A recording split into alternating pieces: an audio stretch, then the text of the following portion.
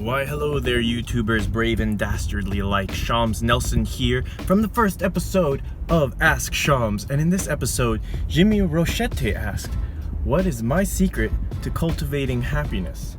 And I like that word, cultivate, because first off, I'm not gonna act like I have some secret that is new for cultivating happiness. I think that's one of the big problems. People think it's like happiness is a new and trending thing, but people have been trying to figure out how to be happy for thousands and thousands of years, and there's some pretty good books about it.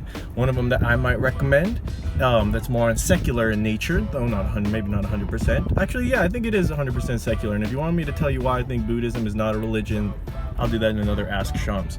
But why I know Buddhism is not a religion. So yeah, it's the teaching of the Buddha, and it's basically the Bible that you find. I got my copy out of a drawer in a Malaysian hotel. So instead of the Bible, they have the teaching of the Buddha, and the basic concept behind it is that it's important to seek enlightenment. Whether you're a layman or a monk, that should be your kind of primary goal in life. And don't let me lose you here, because enlightenment is not what you think it is. So enlightenment, okay, there's a story in the teaching of the Buddha that I'll relate to you right now. It goes something like this. A father sees his house on fire and knows that his children are in there. So he calls out to them, the house is on fire, come out. And the children don't listen. They don't care. They're preoccupied. They're on their iPads. They're just like, whatever. He's like, the house is on fire. You got to get out of there. And they just don't listen. Then he says, hey, I got tons of toys and candies out here. And these kids just drop everything and start running out of the house. And he saves their lives. But when they get there, they're like, where's the toys and candy? He's like, look, I just saved your life, bro, child, son, daughter. So in this story, the children are like the people. The dad is like the Buddha. The burning house is the suffering that we experience, and the toys and candy is enlightenment. And if you kind of break down what the story is saying, it's kind of saying that like enlightenment's not like a real thing.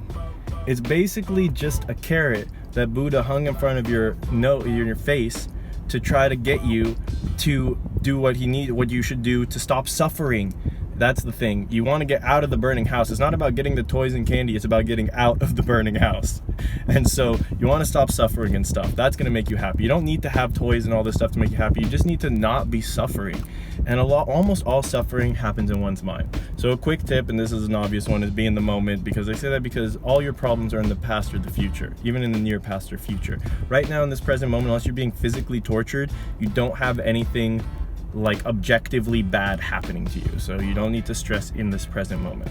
Another concept that's very important is to achieve a sense of control over your mind, and meditation is one of the main practices. It's not this really, esoteric, spiritual, like out-of-body experience. No, the main thing, there's different kinds of meditations, but the primary fundamental meditation you need to learn first is to stop thinking.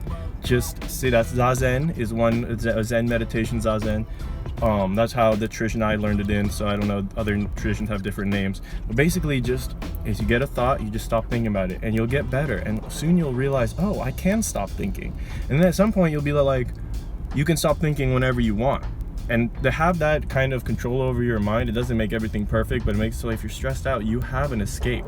If you're trapped inside your own mind and you can't control the thoughts you're having, or then you're trapped. You're trapped inside your own mind. If you can at least stop the thoughts you're having, you can just at least for some period of time have peace and say, you know what, no, I'm not gonna let this mind dictate what's going on. So there's a lot more stuff I could talk about, but that's really the fundamentals, I would say, is like learning to control your mind so that you're not just like an automatically, you're not just a product of your brain. You know what I'm saying? Like your will and your heart and your choices and stuff like that come from you, not just the biological brain that only cares about survival at the expense of everything else, pretty much.